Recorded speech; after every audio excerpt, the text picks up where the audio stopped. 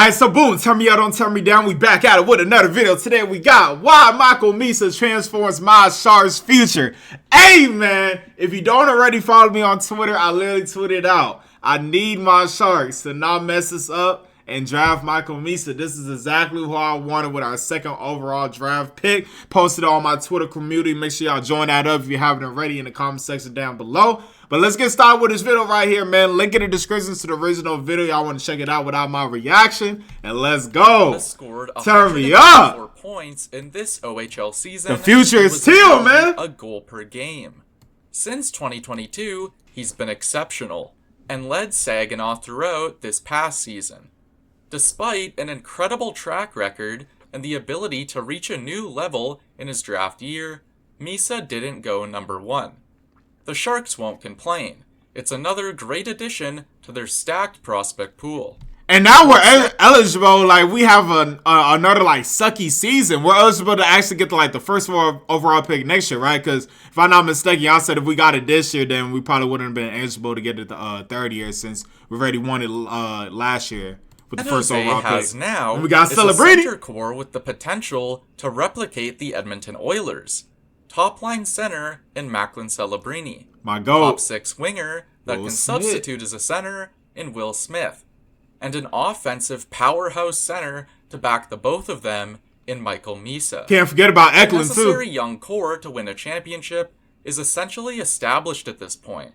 So today, let's take a look at the fit of Michael Misa in San Jose. Yeah. Why exactly he was their pick, and how that sets San Jose on the path towards finally bringing home a Stanley Cup. Woo! Michael Misa. Yo, I can't wait for that day that we bring home a Stanley Cup championship like the San Jose. Like I gotta be there live in action. Whether it's a game 5, game 6, bro, I gotta spend the money to be there live in action to see it, bro. Ready player in this draft class. I gotta be there. It's easy to see why he rose in draft boards over the year, with a well-rounded game and 6'1" frame. He has all the traits to be a quality first-line center at the NHL level, and he probably won't even need to play a second there for San Jose, considering their talent pool. The Sharks are considered to have one of the best crops of young talent, if not the best. They've been rebuilding for a while now, have missed the playoffs in 6 consecutive seasons, and are finally reaching the point where they could begin to turn the corner. That's about to change, though. Last year, they found their realistically, how many years do y'all think until we make the playoffs again?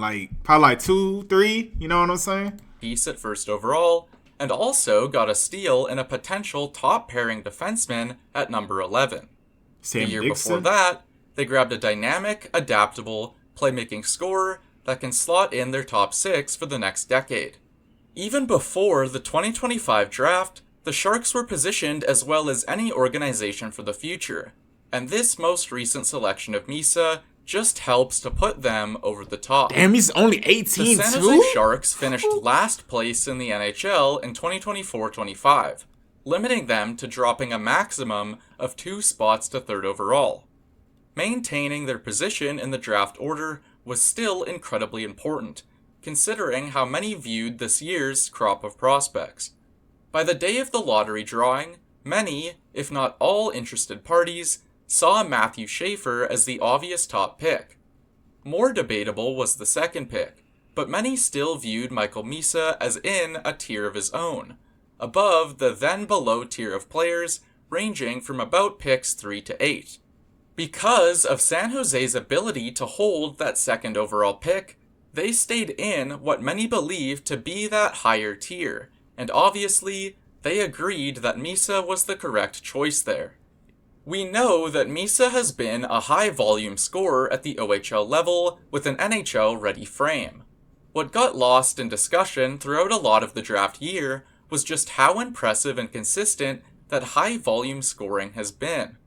Michael Misa was the 8th player to ever achieve exceptional status. This is an honor prospects receive from the CHL to be allowed to play early, typically at ages 14 or 15, 3+ years away from the date of their NHL draft. Exceptional status is not meant to be a predictor of future NHL success. Despite this, 50% of players who who have received exceptional status have gone on to be selected first overall in the NHL draft. This is an honor received by players that are typically so exceptional that scouts can see them being the best in their class years before their draft date. Okay. The players who have gotten this honor typically go first overall or fall off Damn, a little McDavid bit look young as shit right here, yo. What the hell? draft date. The players who have gotten this honor typically go first overall or fall off a little bit throughout their development. Michael Misa did neither, as the only exceptional status CHL player ever to go second overall. Misa may not have shown generational McDavid or Bedard level promise in his OHL career, but he was still absolutely phenomenal all throughout his 3 pre-draft years.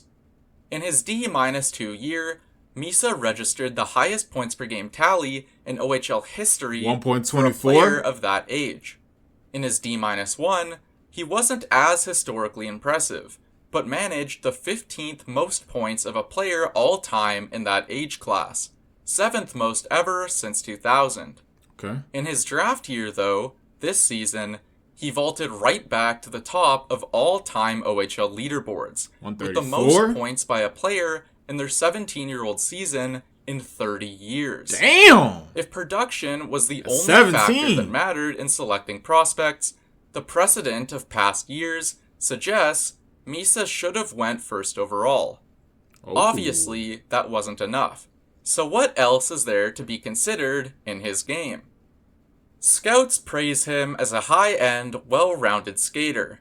His two-way game has steadily improved throughout the That's past what I few like to hear. seasons, and while there's some debate as to what level he's at defensively, he's viewed as capable and responsible in his own end. His shot, likewise, has improved, particularly into this past season, as he rocketed up from 29 goals to 62. Damn! His limitations are only things That's that a serve to hold crazy him jump. 29 to 62? back from being the number 1 pick, not as a prospect overall. He may not stick as a center in the NHL, given his face-off numbers aren't particularly great at the OHL level. For the Sharks, that really shouldn't be a problem, as they have their top-line center, and both Misa and Will Smith can be tried in that position as centers that can double as wings. His team's success was also disappointing, as the Saginaw Spirit went out in 5 games. Misa was the 6th highest scorer on his team in those games, being held pointless in 3 of them and missing the final one. If you want to be dramatic, you can He missed say the final this was a one? lack That was cause of injury? 6th highest scorer on his team in those games, being held pointless in 3 of them and missing the final one. He's not injury prone, is If you he? want to be dramatic, you can say this shows a lack of clutch factor or poor leadership on the Spirit captain. If you want to be more realistic, he had a bad series against an Erie Otters team that was about as strong as they were. Okay. The San Jose Sharks are about as ideal of a situation any prospect can sign up for right now. New players get to come in and join the core group of surefire young stars, and build towards taking San Jose to their long-awaited first cup. Any talented, motivated prospect would fit in there. Misa's right. fit with the Sharks is one that gives him and the roster plenty of time to figure out each other's strengths and fits. In the long term, he could end up on their first or second line, as a center or a winger. The Sharks have lots of time before they're competing, lots of time to figure out who he has the best chemistry with, whether it's Celebrini, Smith, Eklund, or anyone else. All of them will get to play together on the power play, where Misa's surrounded by talented playmakers that can feed him the puck. That shit gonna be His crazy. development is in no rush, but given his ability and current attributes, this is something we could see as soon as this coming season.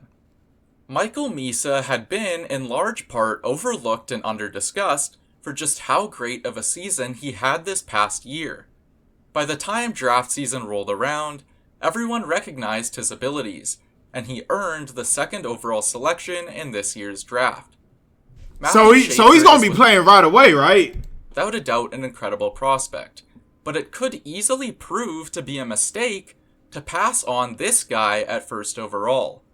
With his abilities and the situation he'll be touching down in, expect Misa to make waves when he debuts, whenever that's going to be. Okay. Said whenever that's gonna be. I feel like he definitely gonna be. I don't know. We just gonna have to wait and see, man. But hey, congratulations, Michael Misa, on getting drafted to my Sharks. I am ready to see your success with my team. Hopefully, I enjoy my reaction, and I'm gonna catch y'all on the next one, man.